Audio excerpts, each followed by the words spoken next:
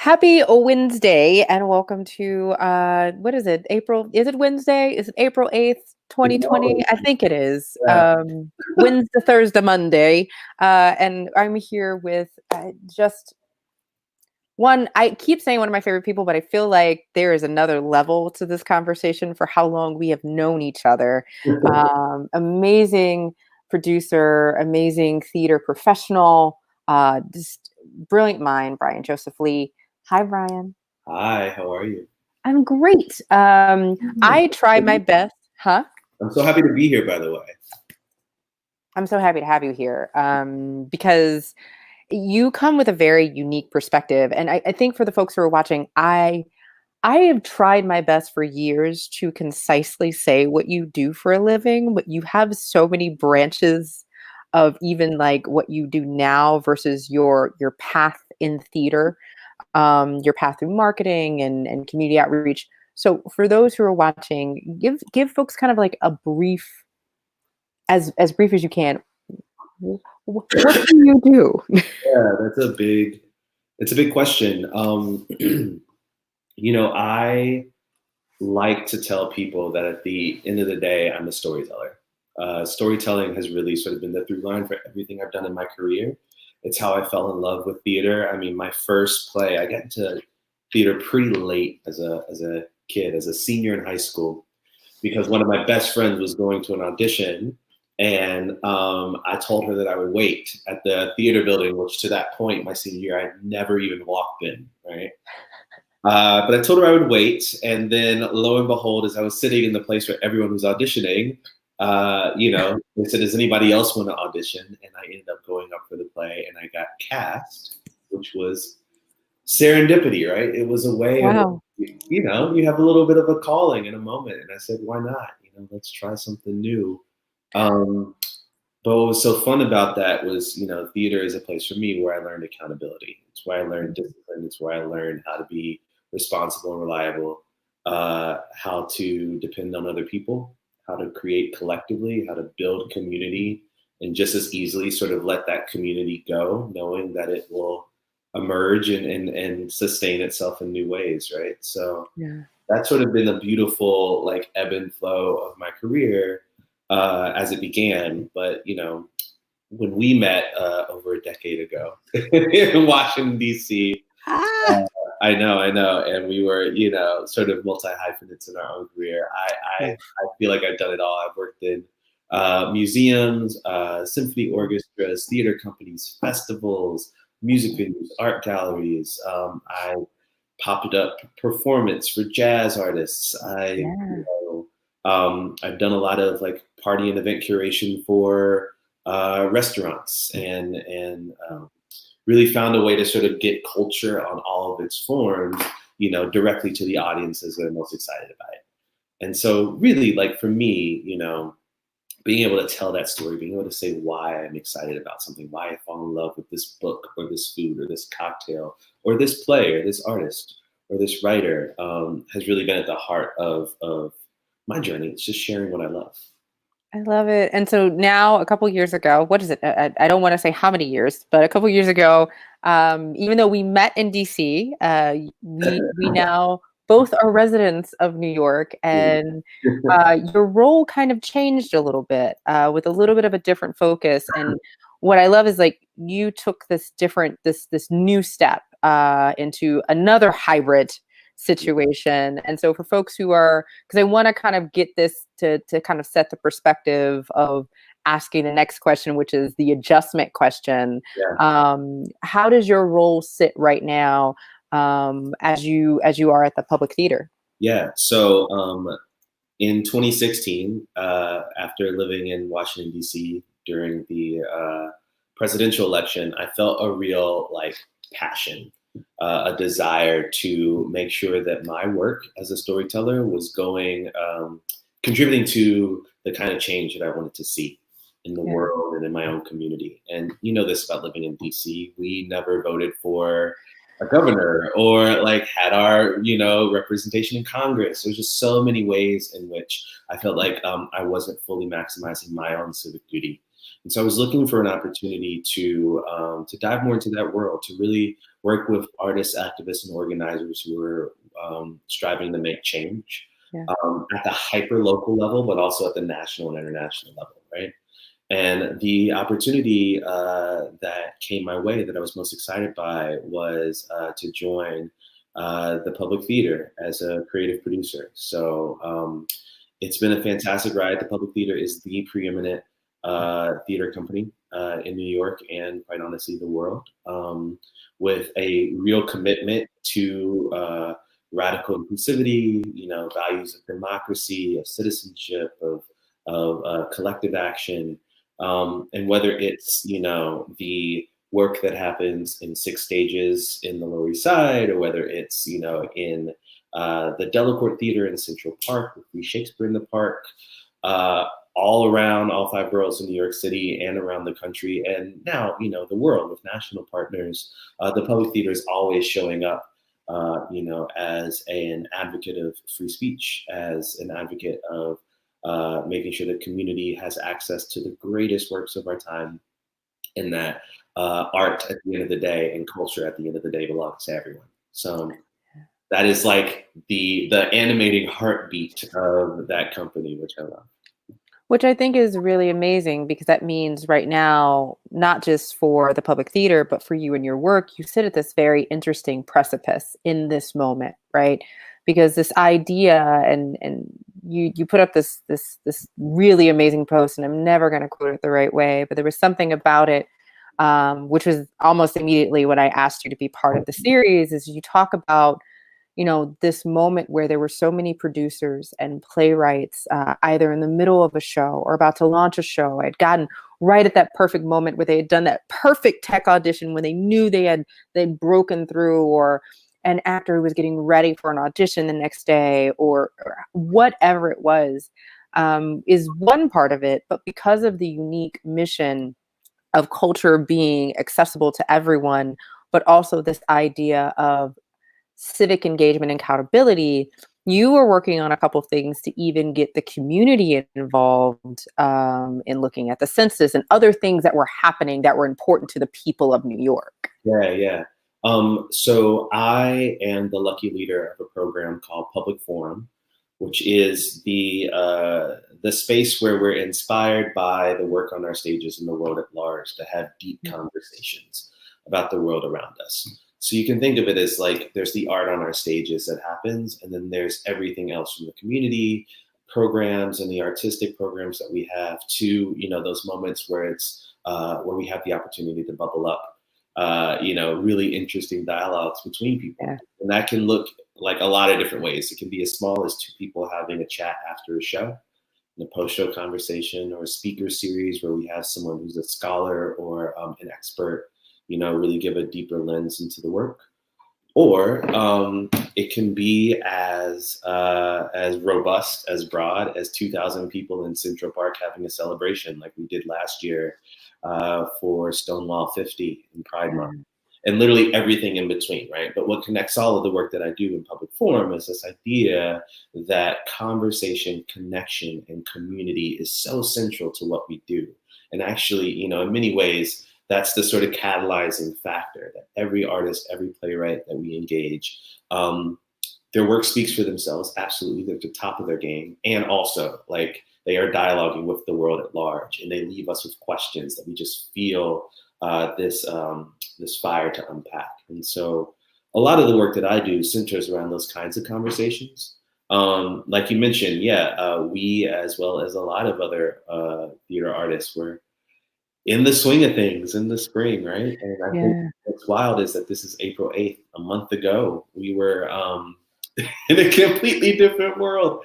We were prepping to put up shows. Some shows are already in performance.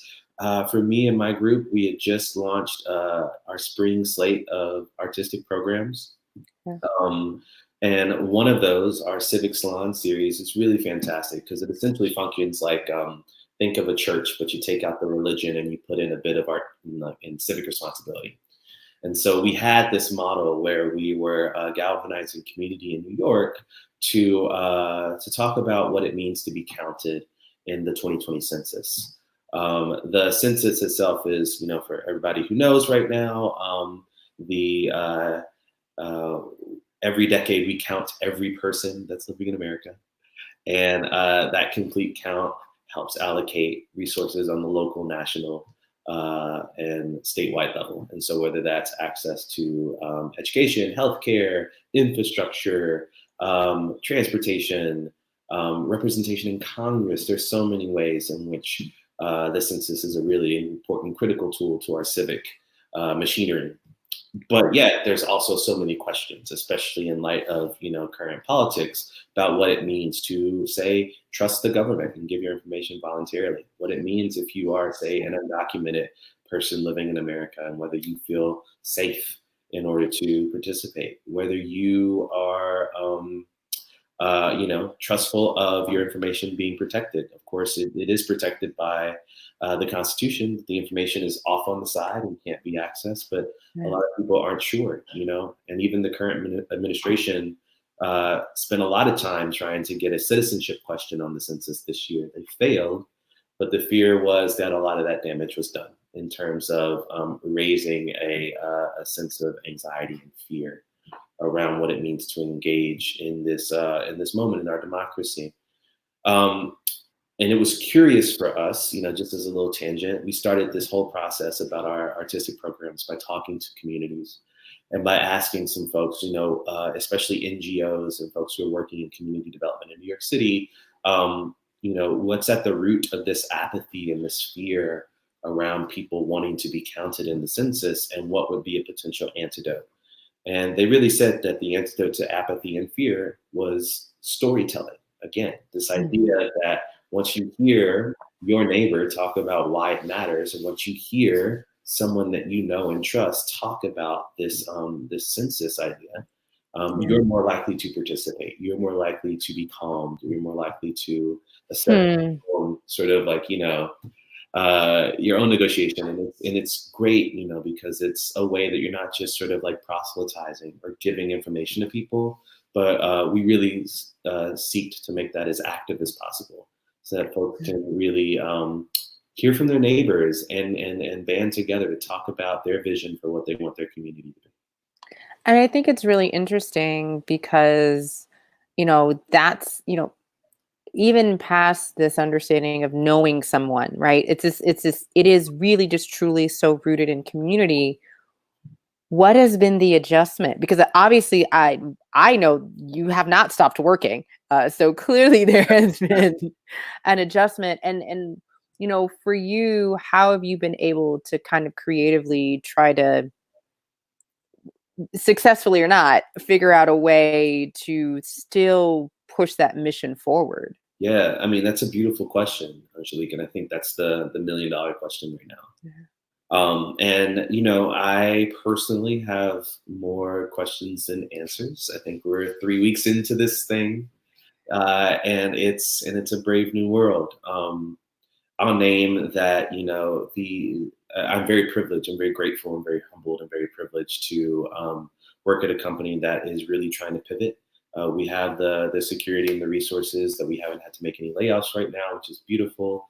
All of those decision-making practices are way above my pay grade, but I'm happy that the team itself is moving forward to wrestle with these questions in new ways. And we know that's not the case for a lot of artists and theater companies and organizers. Obviously, Broadway is closed. They just announced today they're closing through June. So all of those hardworking artists and teams are on pause, which is tough. But also there's every small theater company, every black box play that was being produced around the country, because at the end of the day, we're all in the business of gathering. We're storytellers who are in the business of bringing people together to experience the story in real time. And this pandemic has been a real disruption for all of us. And so, I think that I just have to name that, like, while I'm fortunate and privileged to continue to work, at least in this professional capacity, that's not a value-based judgment. There are many, many colleagues and friends who have so much great work that we hope to see soon. but yeah, the spiritual questions around what it means to gather has really been where my mind has sort of like focused in the last Yeah. couple of weeks. Who are we if we can't bring people into a room and to share this space? You know, like obviously there's been a push for theater companies and creators to find a digital way to express their storytelling efforts, and I Mhm. think there's been like a rush for that, which has been interesting. It's been like, obviously, there are a lot of experiments, a lot of stop and starts. There are ways Yeah. in which it feels entirely creative and that I totally understand, ways in which it feels like everyone's flooding the space at once. And so it can be a little challenging. I err on the side of, there is no right or wrong way to enter into this pandemic when it comes to being an artist. And Yeah. so I'm excited for people to experiment in the digital space, right?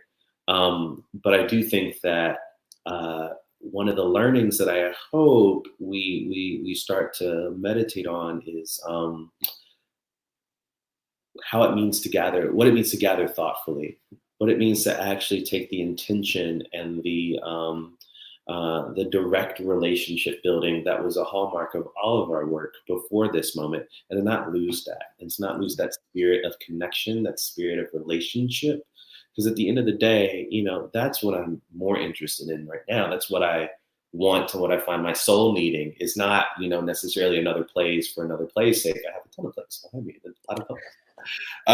But I'm not necessarily missing the theater for the theater at all. I'm missing the theater because I miss being in community with people. I miss sharing spirit. I miss being connected by the same amazing thing that we're watching and seeing, and that we can talk about it afterwards.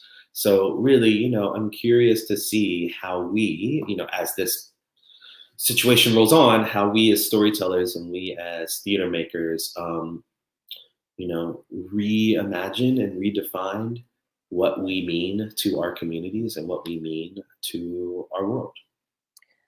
I think it's really interesting because this is conversation number 13 for Creative Quarantine, and it's just interesting for me because everyone is, and I love this because everyone should have permission to do this. So I want to say that caveat before I say the next thing. Everyone is giving themselves permission to work at their own pace, or at least they're trying. Right. A lot of us don't know how. It is a metaphysical readjustment of how we absorb and put out energy, right? Especially as New Yorkers, so many of us, and I don't want to say that we were on cruise control because it's a very different thing, but it's like our foot is always to the gas. Like Mhm. we hit the brakes every once in a while when we force ourselves to go on vacation, but even vacation is kind of a check on the list, right? When was vacation? When was the last vacation you had? I don't remember. It's fine. I don't know. Good point. But I say all that to say there are so many different ideas of thought. Like there's so many different thought streams out there on what you should be doing, and everyone's working at their own pace. And you have these folks that, you know, that immediately just knew, right? And I think that's right because plays a different role in the team. Some people are quarterbacks, some people are wide receivers, some people are just coaches, right? Like, and what have you seen though, kind of in trending, just at this moment, at where we're at? Because I think we also need to acknowledge that the city is hurting and Yeah. that artists are impasse. And this is also an extra hard time because the people who are in the business of connecting with people sometimes are so connected that it can be overwhelming. In that vein, like what have you seen?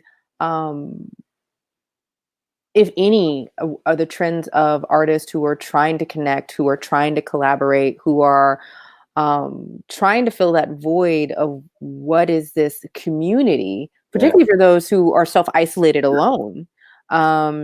Because not everyone has a roommate. Not everyone likes their roommate. Let's be real. I mean, like what a beautiful question. And I might, again, there's part of that I feel like I can't answer, and part Yeah. of that where I have the same questions, right? I think that like one of the things that's super curious to me is this idea of hustle culture, this idea that we all have to show and prove, and that could be showing improving because we don't want to lose our jobs, showing improving because we don't want to seem as if we're not being productive, in this Yeah. time. And there was a rush for people to think of like, how can you turn this quarantine into a sabbatical, into a real sort of like, a moment, a launch pad for us. And it's like, Right. and you're like, yeah, and also, right, this is Yeah. actually, in New York, it's hard. It is so hard. I think the thing that you can't really understate is that like the city's hurting, people are dying.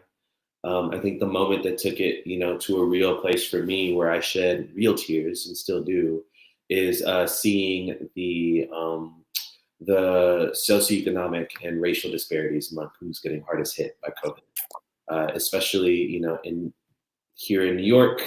You have places like the Bronx and Brooklyn, Black and Brown communities that are already, dealing with so many comorbidities, so many institutional barriers, so many intersections of life, and are at the front lines, are the hardest hit, and will continue to be. And so, that is pain that I hear every time in New York there's a siren, which is the other thing, if you're not in New York City right now, you probably may or may not know, but the sirens are deafening. They are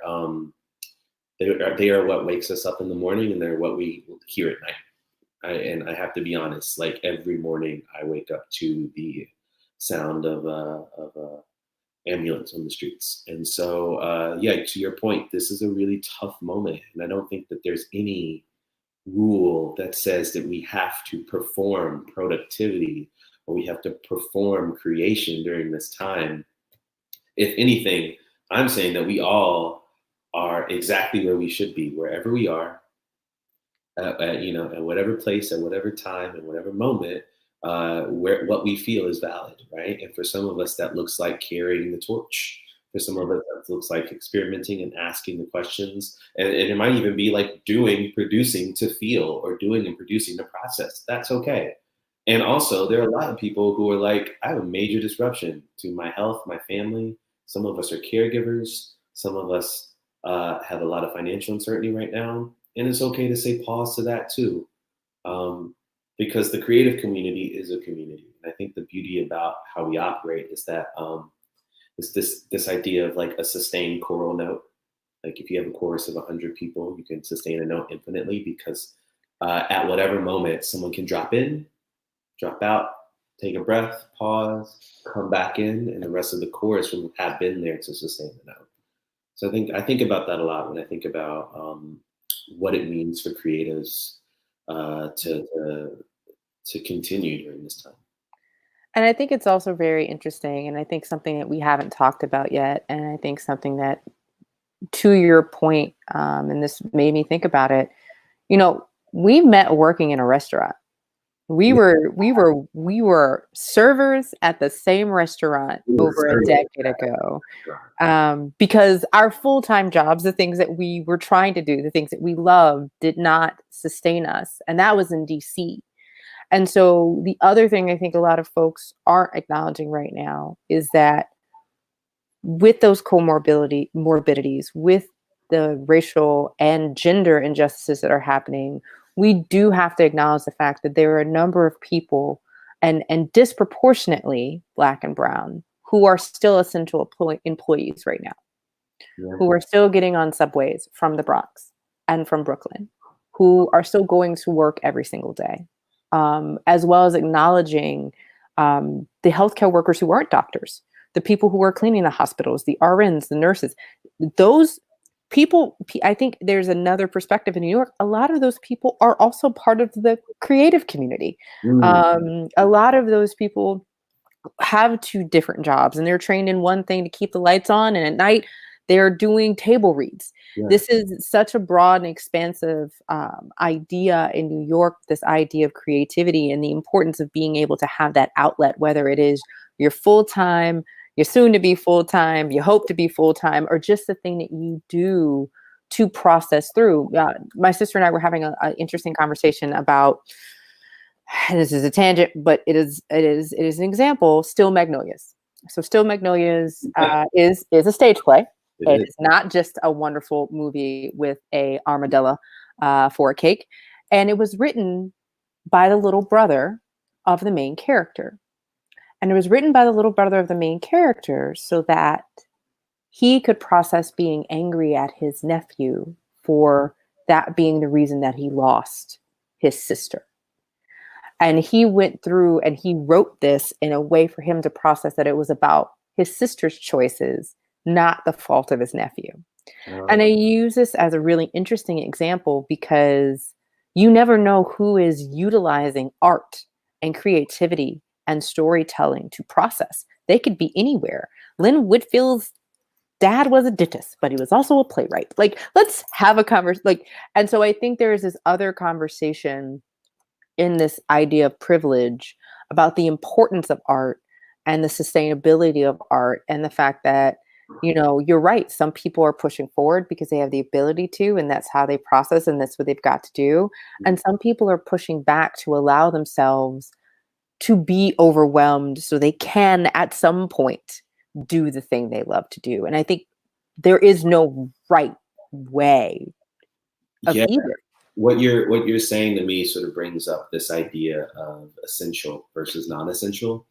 It's sort of like binary that I've heard a lot of in the last couple of days. Mm. That has been really challenging for me to wrap my head around, right? Because I think of, to your point, the folks that we deem essential to the running of our communities and our country include the undocumented field workers who are making sure that our produce is hitting the supply chain. It includes those folks who, 2 months ago were still rallying, are rallying to this day to have adequate health care or, a livable minimum wage or to be protected under the auspices of a union. These are folks who have had to lobby for basic labor protections who are now on the front lines. And, yes, so I live in Washington Heights in New York City. We're 5 blocks away from one of the major hospitals up here. And in my building, on my floor, we have a nurse and we have 2 members of the hospital custodial staff that I know of on my floor, for example. So I know that like my community actually lives and breathes very direct response to what's happening right now. I also know that countless others are the folks who work at the grocery stores or the folks who, are part of these frontline efforts to make sure that we can survive. And so, I think that it's so interesting to think of what's essential, what's not essential, because actually the folks who have been sort of most removed from protections in our society, folks who have been given less systemic privilege are now the key to a functioning society. And let me actually, I'll take that and raise it one further. Then you have the other side of this, which is the artists, which is like the total mind fuck, sorry if I will, but like the real challenge, I think, is in a time of a humanitarian crisis, there are many ways to sort of process what we do as creatives and whether or not it actually matters, right? I wrestle with that all the time. Like, is what I do in the civic space, does it actually matter, or should I go and volunteer for a campaign, for example? Should I have done time on the ground? Like, and I wrestle with that as any artist and producer does. Like, what is the real value of our art? Does our art matter? It's a hard fought question. I come on different sides of it depending on the day. Right now, I think that there is no wrong way to answer that question, but I have to think that our job as a creative field is to carry the torch of inspiration, is to help people process. So whether that is, through their trauma and their grief and their pain in real time, or whether it's being on the front lines of imagination so we have something to look forward to, something to build from after, because there will be an after, and the planet will exist. And so, I think about that being the role of the artist. And is that an essential function? Well, I should stay my ass at home right now and like actually social distance and self-quarantine, but also it gives me the opportunity and the privilege and the breadth to take care of myself and to take care of my own community and to lend my my flame of inspiration to whoever can corroborate it, to whoever can also be lit by that flame. And who knows, maybe we will, on the other side of this, create something that that can guide us through. So for you, what does, because I think we first had a conversation about the show the week everything happened, because you know me, I get an idea and Mhm. God knows you can't get in my way. And now it's week 3, and I think I've seen this interesting progression, not just you particular, but just like in our conversations, as it started off with our first conversation with Anthony Rapp, and now here on this conversation Wednesday, weeks later, that people have settled into a very different vibe. It's a very, you know, at first it's like, it's a brave new world. We're here. We're going to do this. And now there's this different idea of self-care and grounding that I'm seeing coming from folks, because this is not a sprint. This is very much a marathon. For you, what does the concepts right now of self-care, which I think are very different than they were for both of us before this started, and grounding mean in this moment? You know, I'm still figuring that out. And I think, you know, there's such a, how do I say this? Because if I were to reflect on myself, I would think that I'm a person who like has grand plans in my handy dandy notebook, I journal all the time. And I try to make sure that like I'm taking my own pulse and I'm nothing if not self-aware. But the kind of shifts that I want to see, I think are slow and happen, you know, incrementally. Yeah. Some things I'm really curious about is really getting off of this workaholic sprint. You know, like I think the first couple of weeks, I definitely had trouble separating work time from home time because it all happens in this one space, right? I live with my partner. He is a writer and a creative as well, but he was one of a number of people whose, you know, current projects, outlooks, financial forecasts all shifted in a very short amount of time, right? Whereas I was sort of like leaning in my producer style energy in the job that I still have in order to, you know, be as productive as I can from home. Yeah. So I see that there are different wavelengths that can happen, right? I'm not a person right now that I think has an ample amount of free time. Sometimes I'm like, I feel like my brain is just in Zoom in all these meetings, you know, or like some of us are working and Skyping and having conversations than we ever did. And I think that, Yeah. and that's another value judgment. I think it just is where our energy is called in this time. And so I'm really curious about what it means to fight for balance. Just always the thing I'm struggling for. Always the thing I want that I never get. I'm constantly tweaking. So you know, I have rediscovered the value of a nap. Boy, oh boy. Naps are great. 1. 2, this is so interesting, like you talking about Zoom, because I remember at a point where it was after a campaign and I worked for a completely virtual organization. Like there are some people who've been living this life. Yep. I got out of that life, to be very clear, because it was, I love the organization, but there really was no balance because there's so many variables of the West Coast versus the East Coast versus the Midwest. But when do you cut it off? When do you stop Zooming? Do you have a life outside of Zoom? And this guilt of not working. And so I think that's a very interesting thing. And I'm glad that you're taking naps because your brain is constantly working. So that's another thing that people aren't thinking about, is that when you are looking at the picture of someone, it is a different processing that your brain is doing because you're looking at a screen and there's things blinking and there's other stuff that you're focusing on. It's okay to be tired and to take a nap. It can be. And, you know, I don't want to misrepresent myself. I have gotten out of bed. I do definitely like try and take showers. I have dressed. These are all great moments. Like, let's. You look very nice right now. Thank you. It took me a while to choose this sweater, but there we go. Some things don't change, Bryan. But I do think that there is, you know, a beauty in simplicity and in slowing down.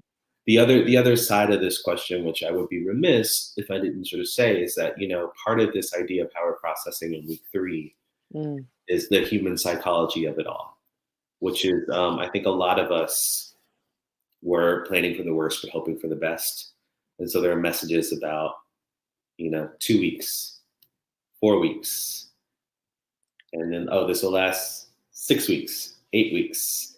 If somebody were to tell us in March that we wouldn't have Broadway until June, I think that people would have had a very starkly different reaction, just in terms of like, what do you mean I can't leave the house? What do you mean?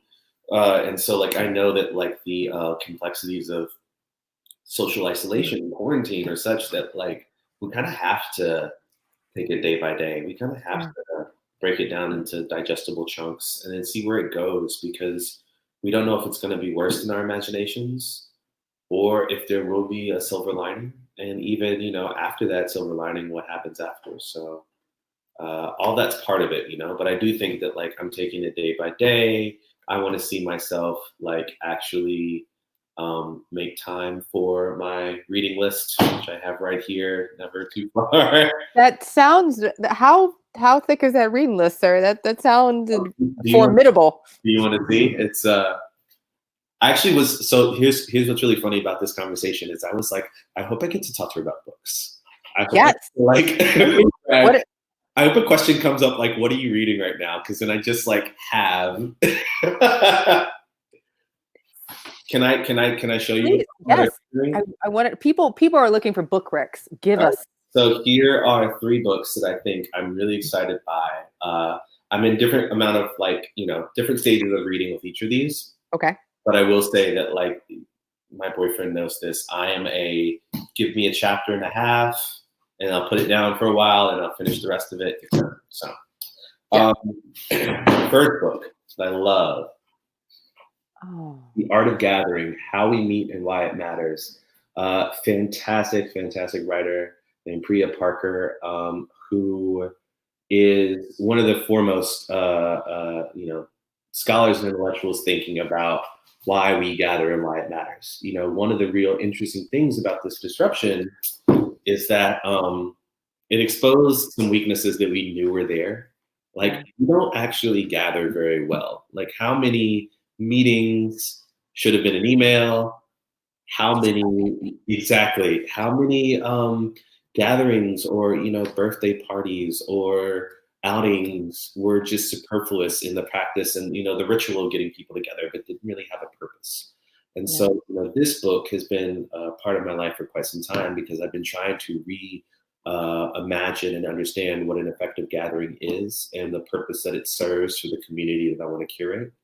And there's some very practical lessons in here, like how to curate the perfect gathering and how to develop a purpose, the art of generous exclusion. So like not inviting the people who don't need to come, but making sure that the people who need to be there are there.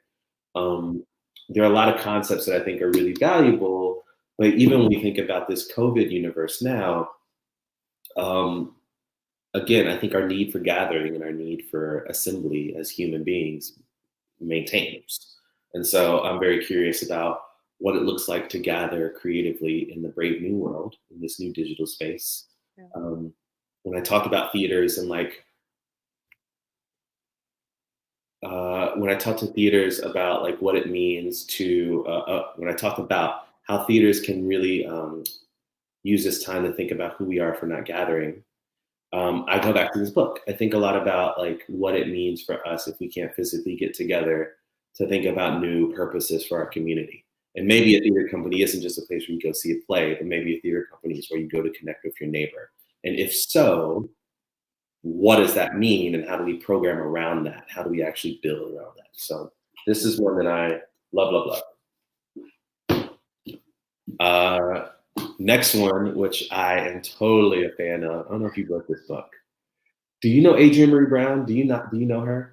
I do not know her personally, but I do know this book, and I've had several conversations with several different people within nonprofit, philanthropic, and just normal creatives who specifically work with partnerships, relationship building, community building Mhm. and what does it mean to find pleasure within activism and being okay with that. They have mentioned that this would be a book that I should read. I like just looking at you and holding this in my hand. I wish I could like hand it through the screen. That's the next one. Teleportation. We need one of those Star Trek. I'm gonna get right on it. No. Get right on it.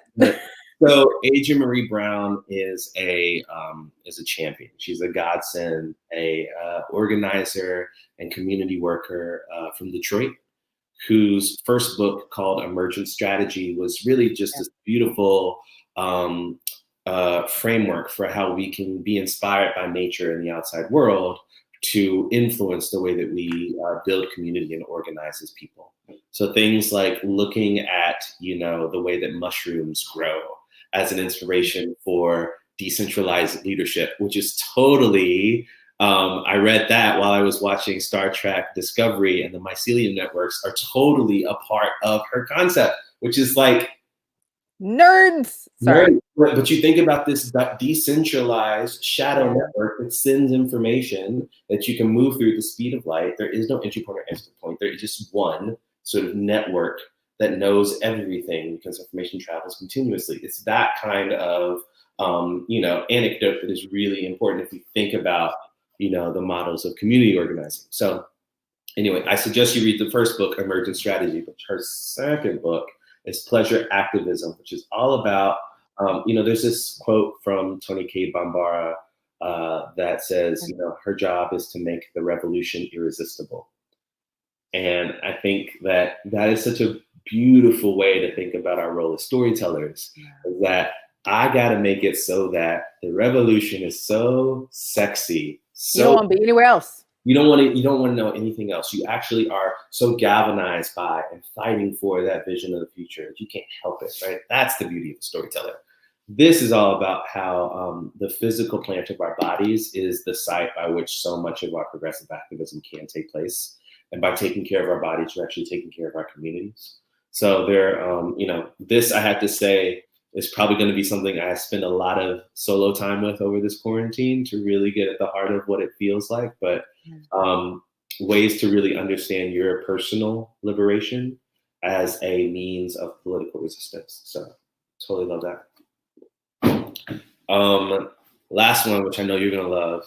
Have I shared this with you? I have the audiobook. He's so good. He's so good. He's so good. So like Questlove, if you're watching, hi. First of all, if Questlove is watching, can we just, one, get you on the show? Two, I'm a huge fan. Walk down the hallway all the time, see your great, lovely, amazing dressing room. But yeah, I don't think people understand how profound that very quiet, very talented human being is. Yeah. Quest is, first of all, he's doing amazing work. When you talk about artists who are like pivoting and gathering in this way, you can't do that without talking about D-Nice, Love, and other DJs who are like taking to Instagram and actually doing models of inspiration.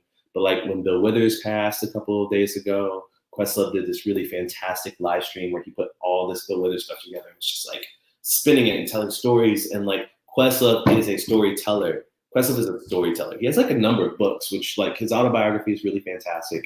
It's told through the lens of the records that he collected with his father as a kid. So like there's as many liner notes as there would be in like, 15 crates of LPs. It's just ridiculous. He also has this other book, which I love. It's over here somewhere. But it's about, it's called Something to Food About. And it's about Questlove's sort of as a foodie. He is a great musician. He's an even better food critic. He loves chefs. And part of why he loves food is because it's another method of creation that has so much. The method of creating and improvising in food parallel.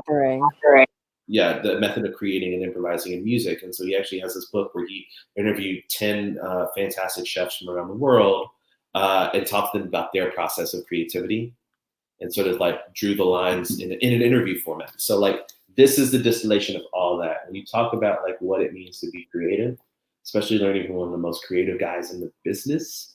This is the thing. He's fantastic. Questlove, if you're watching this, Just saying. just Holla. saying, listen, I'm at the Public Theater. You used to work with us like a decade ago before I got there, and I would love to see you again. So yes, fantastic. But it's so funny. As I had my reading list here, I was like, I Well wonder if I done. pitch all those things to you. Well done. I see what I'm tagging in your post for people to make sure we watch this show. So if anyone has any questions right before we close, you can comment in the stream. You can comment on Facebook. You literally can just put it in the comments or put it in the chat box. Happy to ask any questions to Mr. Bryan Joseph Lee before we close up our conversation today. But this has been incredible. Thank you. I just always love spending time with you. And I really want to say thank you so much for having the impulse and the follow through to really bring this platform, to fruition. I think it's really wonderful. Can I ask you a question? You would be the first.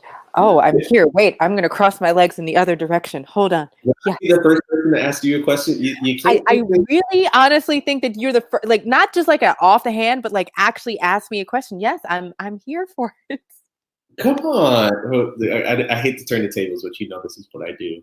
And I'm super curious if there's been a bright spot in the last 3 weeks. You've talked to so many amazing people, and I'm very flattered to have been one in the number. I think that like answering the call is the least that I could do.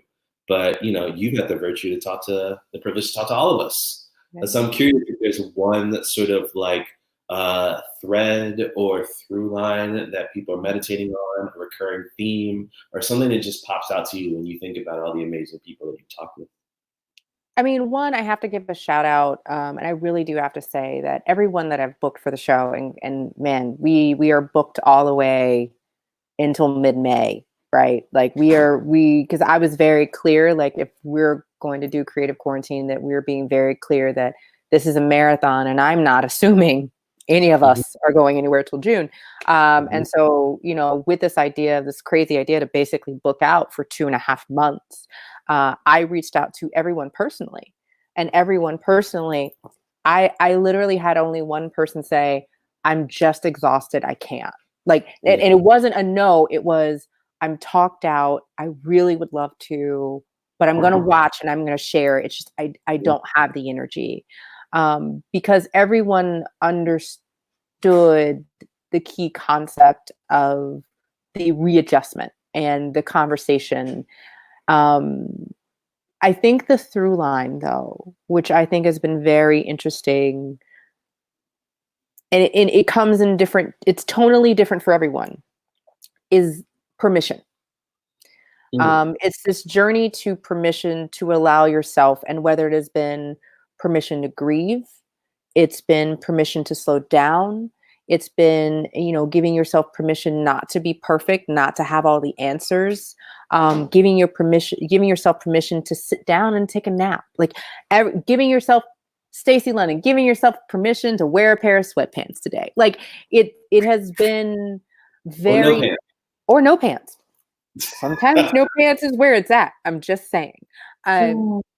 It really has been so beautiful to see folks who say to me before the interview, I don't think I have all the answers. I don't know if I can say anything profound. And for me to go, okay, you don't have to.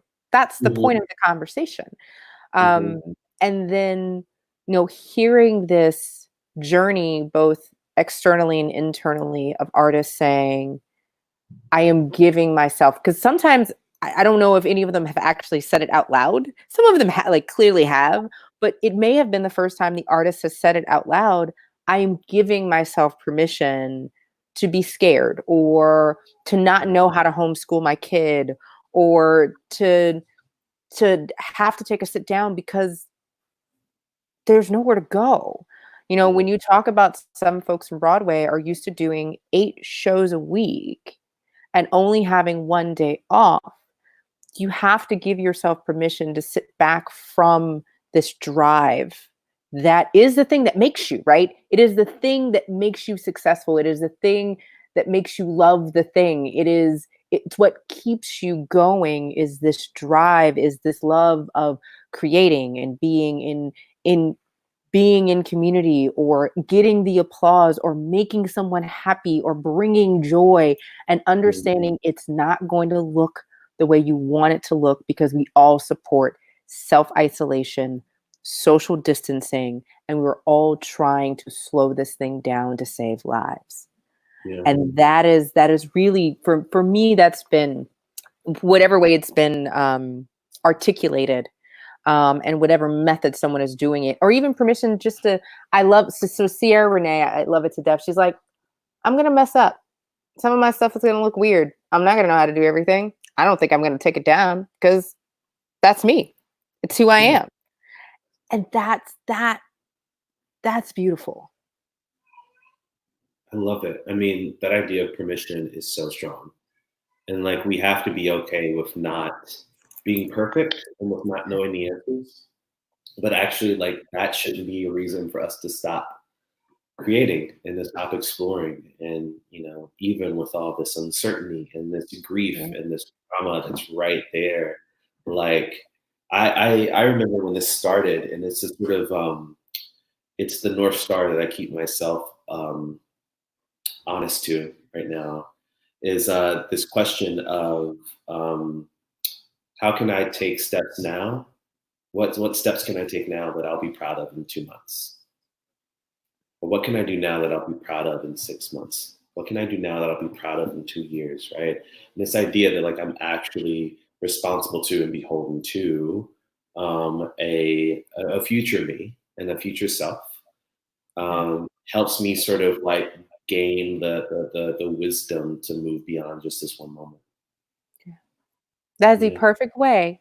Also, I want to do, before I ask you all your social handles so people can follow you, I want to shout out to both of our mothers who are both watching right now. I do think the other part of the show that's been a common thread is mommies tuning in, and parents getting post streams. And I got to just shout out to the parents who are sitting at home and not going anywhere if they can, but also for watching the show.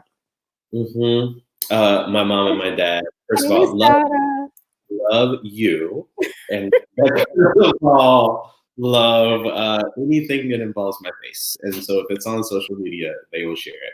And she just added little kissy emojis. So there you go. Hey, oh my gosh. Okay, before we just fold into Parents Talk and how much we love them, can you let folks at home know where they can find you on the interwebs? Yeah, I think the best would be Instagram and Twitter at Bryan Joseph Lee, my full handle.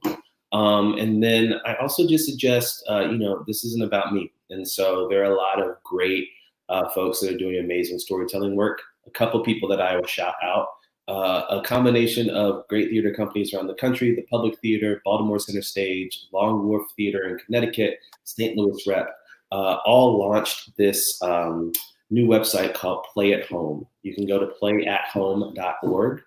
They have micro commissioned small plays, less than 10 minutes, that can be done by one person, by anybody in your household. Download the play for free and take a little storytelling, a little theater into your home. So Play at Home is a really, really fantastic effort. A lot of good souls are part of it.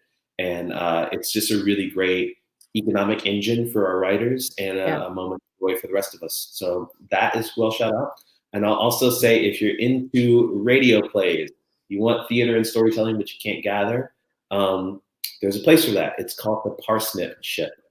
The Parsnip Ship is a really fantastic new play, new music company based in Brooklyn, that for 5 years has been led by a woman of color and has been curating really amazing playwrights, really groundbreaking musicians. They have interviews, stories, music. It's recorded live as a podcast and then put out into the world after. And so, you can join them for their live recordings every month. Obviously, they're not having them now. Or you have 5 years of back catalog with some of the best up and coming playwrights that are there. So, I think that in this moment, as we're looking for ways to get engaged, art and storytelling is all around us, and it's taking really unique shape. And so continue to explore, and there's a lot out there. I'm excited. Everyone who is watching now, don't forget to tune in tomorrow. We'll be talking to Liz Winstead, the co-creator of The Daily Show, but also the co-creator of Abortion Access Front, about her work as a comedian, as a writer, as a producer, but also some of the serious stuff that's going on right now with women's access around the country. And so stay tuned tomorrow. That'll be at 3 p.m. Eastern, 12 p.m. Pacific. And thanks for watching. Ciao.